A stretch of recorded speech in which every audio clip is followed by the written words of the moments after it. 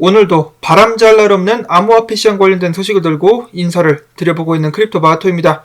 자, 근데 오늘 영상 시작하기 전에 이 비트코인이 생일을 맞이했다라고 합니다. 14번째 생일. 본격적인 사춘기를 맞이한 비트코인. 그래서일까요? 말 더럽게 안 듣죠? 자, 그래도 생일 축하한다라는 말을 전해보면서 오늘 나온 소식들을 보도록 하겠습니다.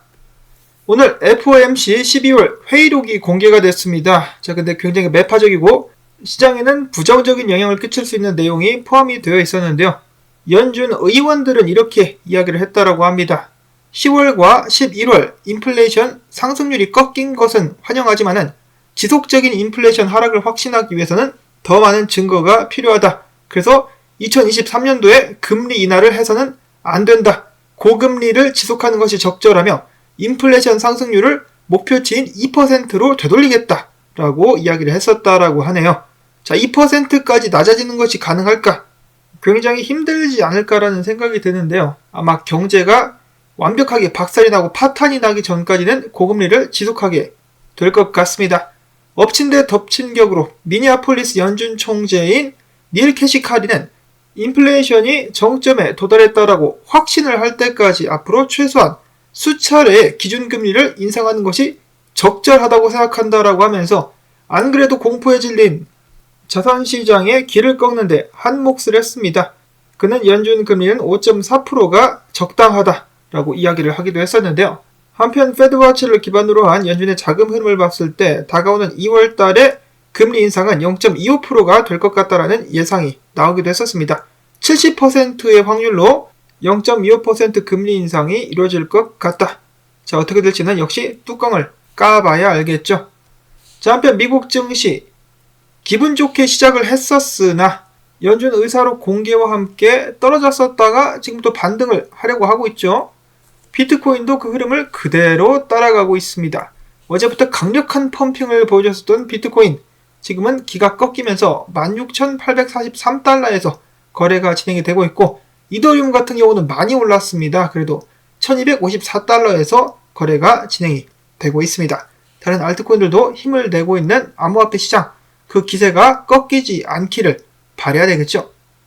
자, 한편 미국 같은 경우 11월 구인 건수가 전월 대비해서 54,000건 정도 줄어들었다라고 합니다. 그만큼 지금 고용을 꺼리는 사업자들도 늘어나고 있으며 망하는 곳들도 많이 생겨나고 있다는 것을 알 수가 있겠습니다. 최근 이런저런 기사에 나왔다시피 미국 같은 경우는 경기가 점차 위축이 되어가고 있습니다. 다음으로는 유럽 관련된 정보들도 있는데요. 지난 12월 유로존 종합 구매 관리자 지수가 49.3포인트로 전월 대비 1.5포인트 상승하면서 유럽에서도 마찬가지로 인플레이션 압력이 완화되고 있음을 알 수 있었다라고 하는데요. 자, 프랑스와 독일 같은 경우도 인플레이션이 하락했다라고 합니다. 6.7%, 9.6%를 각각 기록을 했었습니다. 자, 그리고 영국 같은 경우는 또 굉장히 재미난 짓거리를 하기 시작했는데요. 올해부터 저소득층을 대상으로 유니버설 베이직 인컴, 뭡니까? 기본소득을 제공하겠다라고 밝혔습니다. 시작 금액은 301유로. 자, 근데 금액은 앞으로 계속해서 높아져 갈 것이고, 이거 받으려고 하는 사람들도 늘어나게 되겠죠. 이런 인플레이션이 낮아질래야 낮아질 수가 있을 것인가? 라는 생각이 듭니다. 이런 식으로 돈 나눠주면은 처음에는 좋아 보일진 몰라도 그 부작용이 어마어마하다는 사실을 반드시 기억을 해야 되겠습니다. 이러니 비트코인 가즈아를 외치지 않을 수가 있겠습니까? 이어서는 비트코인 관련된 소식들로 들어가 보도록 하겠습니다. 어제 나온 소식인데 제가 전하는 것을 깜빡했습니다. 암호화폐 채굴기 제조업체인 비트메인의 연구소장이 비트코인이 양자 컴퓨터 대응이 가능하다라고 밝혔었다라고 합니다. 그는 이야기하기를 양자가 등장을 해도 비트코인은 대응할 수 있다라고 생각을 한다. 기존 비트코인 지갑 서명 알고리즘은 양자 저항 알고리즘으로 대체될 수 있다. 이 경우 송금 편의성이 대폭 높아질 수 있다라고 주장을 했습니다. 양자 컴퓨터가 개발되고 나면은 비트코인 망한다라고 주장하는 사람들이 덜어 있는데요. 그렇지가 않죠. 블록체인 뚫리기 전에 뭐가 먼저 뚫립니까? 기존의 은행들 다 작살납니다. 그래서 양자 컴퓨터가 나오기 전에 양자 컴퓨터에 대응할 수 있는 시스템들이 먼저 나와서 기존 금융업계라든지 이런 부분들을 다 보완을 하게 되겠죠. 크게 걱정할 필요가 없는 부분입니다. 자, 다음으로는 최근 글로벌 억만장자들의 모임이 또 있다라고 합니다. 타이거 21이라는 모임인데 이거 뭐 영화에서나 보던 부자들 모임 대단한데요. 여기에 모였었던 1200명의 회원들을 대상으로 설문조사를 진행한 결과 응답자의 대다수가 올해 보유하고 있는 암호화폐를 팔 계획이 없다라고 답을 했으며 일단 유지가 25%, 추매를 할 것이라고 답한 비율이 20%, 오직 4%만 들고 있는 암호화폐를 팔 계획이라고 답을 했다라고 합니다.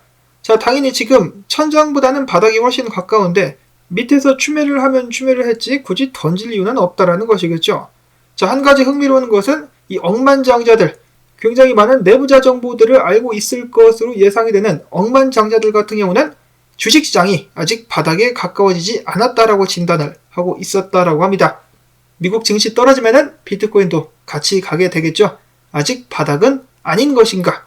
거래소들을 봐도 지금 상황이 좋지 않다라는 것을 알 수가 있겠습니다. 바이낸스 최근 거래량은 작년 여름 이후 최저치를 기록을 하고 있으며 다른 거래소들은 더 말도 못할 그런 상황이다 라고 이야기가 되고 있는 가운데 그럼에도 불구하고 아케인 리서치에 따르면 바이낸스는 건재하고 2022년도에 확실한 승자다. 거래 활동 측면에서 보면 바이낸스 자체가 암호화폐 시장과 다름없다라고 이야기를 하기도 했었습니다. 작년 12월 28일 기준으로 봤을 때 비트코인 현물의 92%, 파생 상품의 61%가 바이낸스에서 거래가 되고 있었다라는 것인데요. 그만큼 암호화폐 시장에서 정말 큰 부분을 차지하고 있는 바이낸스, 이 바이낸스를 샘 뱅크만과 이 세력들이 때리려고 했었죠. 온갖 퍼드를 퍼뜨리면서 공격을 했었는데 그 말인 즉슨 얘네들은 정말로 암호화폐 시장을 이번에 뭉개려고 작정을 했었던 것이 아닌가라는 그런 생각이 듭니다. 권모술수가 난무하는 암호화폐 시장. 자, 아무튼 이런 하락장 여파에 굉장히 많은 업체들, 암호화폐 관련된 업체들이 고통을 겪고 있는데요. 암호화폐 결제 기업 와이어 같은 경우는 1월 말에 사업을 중단할 수도 있다라는 본인들을 직원이라 소개한 사람들의 정보가 있었다라고 합니다. 안타깝습니다. 지금 뭐 도산 바로 직전이라고 하는데 퇴직자들에게 퇴직금도 지급하지 못하고 있는 상황이라고 합니다. 일단 공식적으로는 아무 문제가 없는 척을 하고 있다라고 하는데요. 부디 살아남을 수 있기를 바라보고 한편 전 세계 거의 모든 회사, 큰 회사들의 자산을 거의 다 보유하고 있다라고 해도 과언이 아닌 세계 최대 자산운용사 블랙락 산하 블랙록 글로벌 올로케이션 펀드에서는 이번에 포트폴리오에 비트코인을 추가하기도 했었다라고 합니다. 해당 펀드는 비트코인 선물에 투자할 계획이다라고 밝혔는데요. 블랙락 같은 경우는 미국 기관이 비트코인 현물에 직접 투자할 수 있는 사모신탁 상품을 출시한 바가 있습니다. 자, 이런 애들이 비트코인에 손을 대고 있는데 비트코인이 망할까요? 아니죠. 어림도 없습니다. 그리고 이런 거 알고 있는 사람들은 계속해서 비트코인을 모으고 있는데요.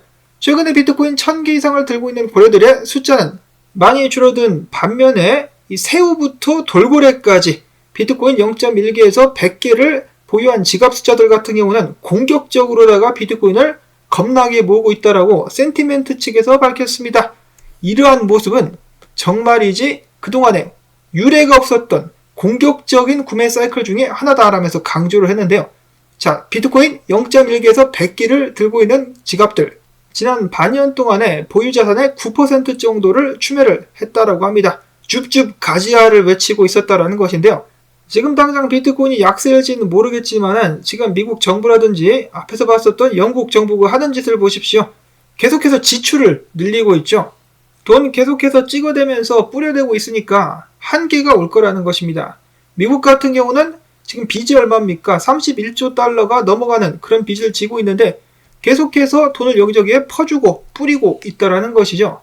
그러니까 조금만 생각을 해봐도 달러에 올인하다가는 나중에 크게 될 수도 있겠다 라는 것을 알 수가 있는 것이고, 그러니까 달러 대신에 비트코인이라든지 이번에 최근에 각광받고 있는 금을 매입을 하고 있다라고 볼 수가 있겠습니다. 이미 전 세계 중앙은행들은 금을 창고에 쌓기 시작을 했었죠. 그런 움직임이 몇 년 전부터 이어져 왔었는데, 자, 올해에는 금이 2100달러를 넘을 수도 있겠다. 탈달러화가 이어지고 있다라는 소식이 나왔습니다. 자, 이런 식으로 기사가 나와버리면 2100달러 못 넘을 가능성이 훨씬 더 높아질 수가 있겠는데요. 제가 개인적으로 주목을 하고 있는 것은 러시아와 중국이 주축이 된 브릭스 국가들에서 새로운 결제 시스템과 새로운 기축통화를 이제 개발하고 있다는 소식이 나왔었기 때문에 얘네들이 칼을 갈고 있다가 한 방 크게 날리지 않을까라는 그런 생각이 듭니다. 그게 언제 터질지 모르겠지만은 개발을 하고 있다라고 공식적으로 발표를 했기 때문에 그것이 마침내 공개가 되고 나면은 달러가 크게 휘청이게 되지 않을까 그런 생각을 해보고요. 자, 그 다음에 암호화폐 채굴 데이터 플랫폼 업체인 해시레이트 인덱스는 최근 밝히기를 올해 비트코인 약세장은 끝이 날 것이며 본격적인 강세장은 내년까지 기다려야 된다라고 밝혔습니다. 자, 근데 뭐 이건 누구나 알 수가 있는 부분이죠. 내년에 반감기 다시 찾아오게 되겠습니다. 자, 그런데 일단 비트코인이 약세장을 마무리를 지으려면 바닥을 찍어야 되겠죠. 그 바닥은 어디가 될 것인가? 아니면은 지금 벌써 찍힌 것인가? 잘은 모르겠지만은 미국 증시 S&P 500 같은 경우는 지금 다시금 저항에 맞닥뜨렸다라고 하네요. 그리고 오늘의 매파적인 발언, 앞으로 미국 증시에 어떤 영향을 주게 될 것인가? 비트코인도 직접적으로 영향을 받을 것 같은데요.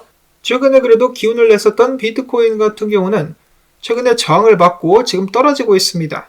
자, 근데 차트가 참 재밌는 게 저항이 맞는 시기랑 연준 발언 날짜가 또 겹쳤었죠. 그래가지고 지금 조정을 받고 있는데 네브라스칸 군어 분석가는 작년이죠 벌써 2022년 12월 31일에 세력들이 숏 포지션을 정리시키기 위해서 여기 구간 최근에 올랐었던 고점 바로 위 구간인데요. 여기까지 비트코인 가격을 끌어올려가지고 청산을 유도할 것이다 라고 예측을 했었는데 지금 그대로 됐습니다. 재밌죠? 이런 부분은 굉장히 재밌습니다. 자, 그러면 비트코인 앞으로는 어떻게 될 것인가? 일단 미국 증시 움직임을 봐야 될 것 같은데요. 많이 올랐으니까 조정을 받긴 받겠죠. 그것이 조정으로 끝날 것인가 아니면 이전 저점을 뚫고 내려갈 것인가 앞으로 계속되는 움직임을 살펴봐야 될 것 같습니다. 한 가지 불안 요소가 있다라면은 제가 공유한 분석들을 기억하시는 분들이 계실지 모르겠지만 많은 분석가들이 비트코인이 17,000달러 상단까지 반등했다가 이전 저점을 깨면서 크게 하락하게 될 것이다 라고 예측을 했었거든요. 지금 그대로 왔습니다. 17,000달러까지 왔는데 과연 그들이 예측한 대로 비트코인은 이전 저점을 깨고 떨어져 버릴 것인가? 자, 그리고 이더리움도 마찬가지인데요. 비트코인과 마찬가지로 저항에 맞닥뜨렸는데 이더리움 상승을 정확하게 예측을 했었던 스마트 컨트랙트 분석가 같은 경우는 여기가 고점이다. 지금부터 크게 하락할 것이다 라고 예측을 했습니다. 자, 과연 어떻게 될 것인가? 비트코인 및 미국 증시 움직임에 달렸다라는 생각이 들고요. 다음으로 해서는 좀 깝깝한 기타 소식들 보도록 하겠습니다. 원숭이 NFT부터 시작해가지고 꽤 비싼 가격을 자랑하는 NFT들이 이번에 또 해킹 받아가지고 지대로 털렸다라고 합니다. 피해 금액은 600 이더리움 정도가 예상이 된다라는 소식이 나왔었고요. 속 터지지만은 샘 뱅크마니가 자신의 모든 혐의에 대해서 무죄를 주장하면서 재판 시작 날짜를 10월 2일로 제한을 했다라고 합니다. 양심이라고는 눈꽃만큼도 찾아볼 수가 없으며 또한 시간 끌기 기술을 시전하고 있다는 생각이 드는데요. 한 가지 또 재미난 것은 최근에 맨하튼 연방법원이 샘 뱅크만에게 FTX 혹은 알라미다 리서치 관련된 자금을 취득하거나 이전하는 것을 금지시켰으며 이것이 보석 조건 중에 하나였었다라고 합니다. 그 이유로는 최근에 샘 뱅크마니가 알라미다 관련된 지갑에서 170만 달러 상당의 암호화폐를 이체했기 때문이다라고 밝혔는데 샘 뱅크마니가 이것도 본인이 아니다라면서 모르는 척 시치미를 딱 잡아떼기도 했었죠. 야, 너는 정말 지옥 불에 탈 것이다. 자, 근데 한국에도 만만치 않은 인물이 있습니다. 권도영이 같은 경우는 테라 사태 하루 전 3,008억 원어치 현금을 따로 챙긴 사실이 드러났다라고 합니다. 홍콩의 수탁기업인 헥스트러스트 비공개 지갑에서 테더를 대량 매도하면서 해당 자금을 갈취를 한 것인데요. 다른 사람들, 본인의 프로젝트를 믿었던 사람들은 전 재산이 날아가고 있는데 지 혼자 살자고 돈을 따로 빼돌린 것입니다. 이놈 안 잡고 뭐 하나요? 단순히 한국이 범죄에 관대하기 때문인가? 아니면은 일부러 어떤 이해관계가 있어가지고 놔두는 것인가? 그런가 하면은 횡령 의혹을 감추려고 당시 회사 주요 자료를 빼돌리고 CCTV마저 삭제한 빗썸 관계사 임원 같은 경우는 중대 사안의 증거를 인멸했음에도 불구하고 징역 2년밖에 받지 않았다라고 합니다. 자, 대한민국 범죄자들이 살기에 정말 좋은 국가죠. 정말로 언젠가는 이런 부분이 변화될 수 있을까요? 그래도 그렇게 될 수 있다는 희망을 가져보면서 오늘 영상 여기서 마무리를 짓도록 하겠습니다. 도움되셨다면 수고했다는 의미에서 시청료다 광조댓 광고 한 편만이라도 마지막까지 틀어주기, 좋아요 및 댓글 남겨주기 부탁을 드리면서 저는 다음에 새로운 소식 가지고 인사를 드리도록 하겠습니다. 안녕히 계십시오.